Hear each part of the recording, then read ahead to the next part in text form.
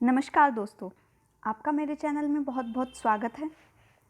आज तारीख है 30 जून 2020। मैं आज के टॉप मोस्ट करंट अफेयर्स आपके लिए लेकर आई हूँ।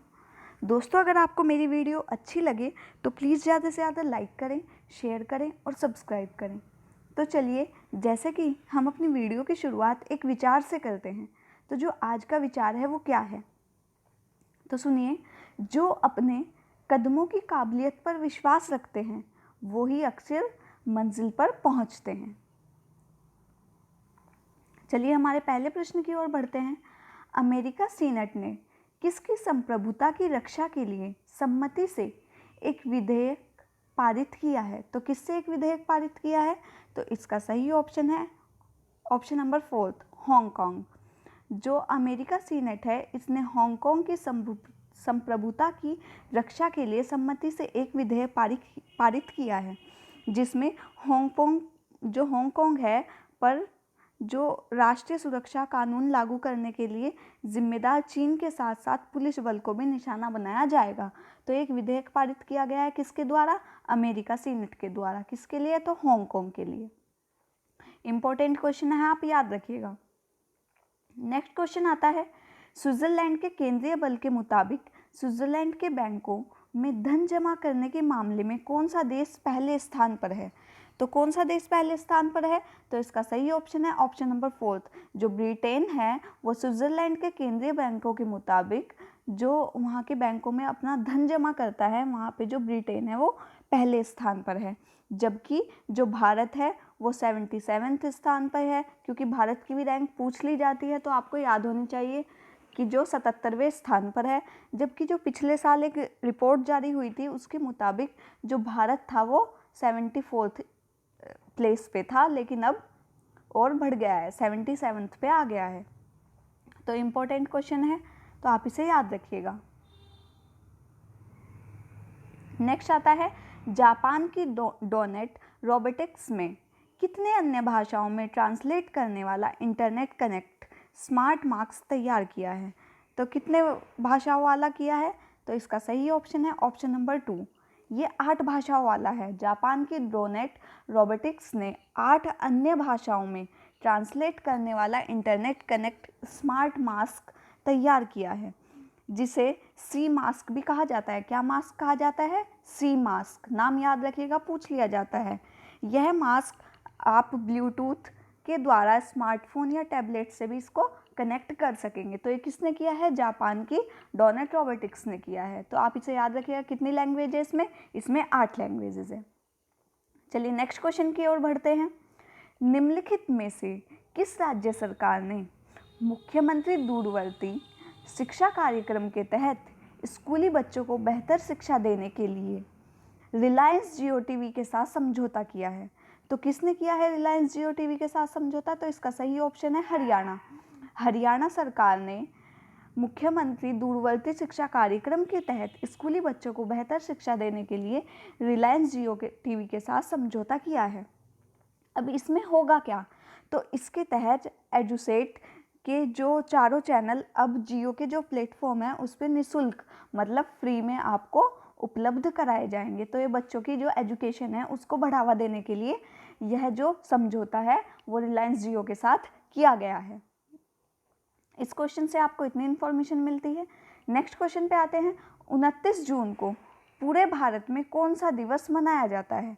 तो कौन सा दिवस मनाया जाता है? तो इसका सही ऑप्शन है ऑप्शन नंबर 1, राष्ट्रीय सांख्यिकी दिवस। पूरे भारत में 29 जून को मनाया जाता है। इसका उद्देश्य क्या है? तो इसका उद्देश्य दोस्तों सामाजिक आर्थिक नियोजन और नीति तैयार करने के में सांख्यिकी के महत्व के बारे में जग जागरूकता पैदा करना है। लोगों में जागरूकता पैदा करना इसका मात्र उद्देश्य है। तो ये कब मनाया जाता है? तो 29 जून को मनाया जाता है।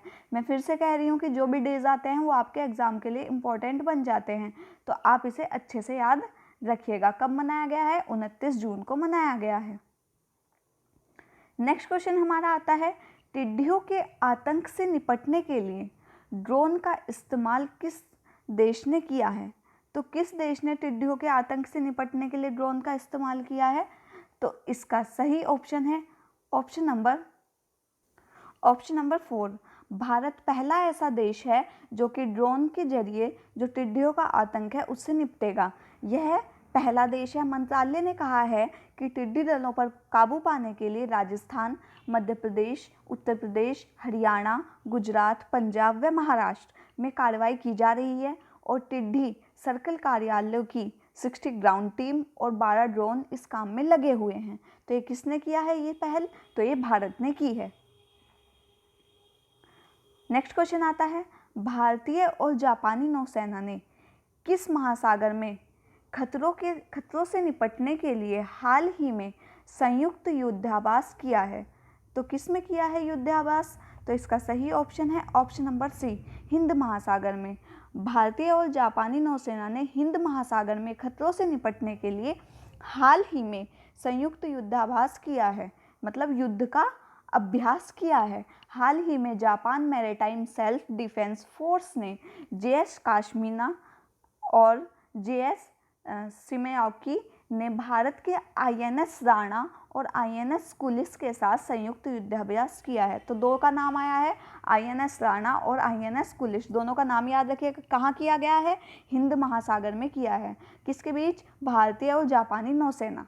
ठीक है, चलिए नेक्स्ट क्वेश्चन आता है, क्रिकेट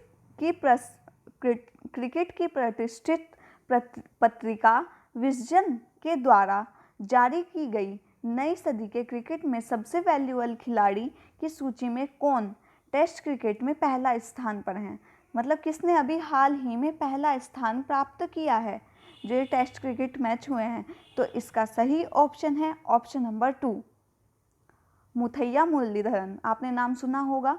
तो जो ये मुथैया मुरलीधरन हैं, इन्होंने क्रिकेट की प्रतिष्ठित पत्रिका विजडन के द्वारा सदी में क्रिकेट के सबसे वैल्यूएबल खिलाड़ी की सूची में जो ये पहले स्थान पर आ गए हैं, जबकि जो रविंद्र जडेजा हैं, जो ये पहला ऑप्शन आप देख रहे हैं, ये दूसरे स्थान पर हैं।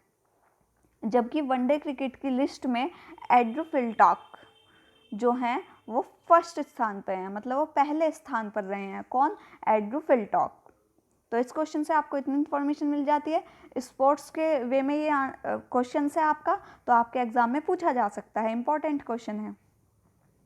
कोविड-19 के रोगियों के लिए देश का पहला प्लाज्मा बैंक कहाँ बनाया गया है? तो कहाँ बनाया गया है? तो ये इसका सही ऑप्शन है ऑप्शन नंबर फर्स्ट, दिल्ली में जो देश का पहला प्लाज्मा बैंक बनाया गया है। इसमें क्या होगा? यह बैंक 2 दिन में बनाया जाएगा। कोविड-19 से ठीक होने वाले जो लोग हैं, उनसे जो मुख्यमंत्री अरविंद केजरीवाल हैं, जो दिल्ली के मुख्यमंत्री हैं, उन्होंने कहा है कि आपको लोगों को जान बचाने का अवसर मिल रहा है तो ज़्यादा से ज़्यादा प्लाज्मा डोनेट करें।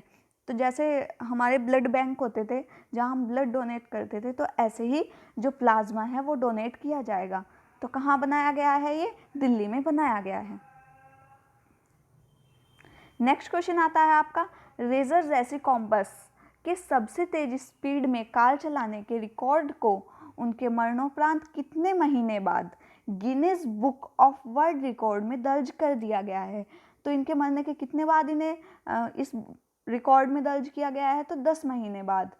तो जो ये थी हमारी रेजर, इनको सबसे तेज स्पीड में कार चलाने के रिकॉर्ड के लिए मरने के बाद, मतलब मरणोपरांत 10 महीने बाद Guinness book of world record में इनका जो रिकॉर्ड है वो दर्ज कर दिया गया है। उनकी जो जेट पावर कार थी उसने 841 किलोमीटर प्रति घंटा की स्पीड को पार कर लिया था। तो कितनी हाई स्पीड से थी? तो आप इसे याद रखिएगा, इम्पॉर्टेंट क्वेश्चन बन जाता है। तो चलिए दोस्तों, जैसे कि हम आज की जो दिन है उसका महत्व इतिहास में देखते हैं, तो 30 जून का इतिहास में क्या महत्व है? तो 30 जून 1962 में जो रवांडा और बुरुंडी दोनों देश क्या हो गए थे? स्वतंत्र हो गए थे। ठीक है, पहला। दूसरा आपका आता है 30 जून 2005 में स्पेन में समलैंगिक विवाह को मान्यता दे दी थी। दोनों ही क्वेश्चन इंपॉर्टेंट बन जाते हैं, एक हिस्ट्री के पर्पस से, दूसरे आपके जनरल नॉलेज के बेस पे। तो दोस्तों वीडियो को अच्छे से देखिएगा और कल हम नई अपडेट कर देंगे। कल हम नए करंट अफेयर्स के साथ आपको मिलेंगे। तो अगर आपको वीडियो अच्छी लगे तो प्लीज़ दोस्तों ज़्यादा से ज़्यादा लाइक करें, शेयर करें और सब्सक्राइब करें। तब तक के लिए धन्यवाद।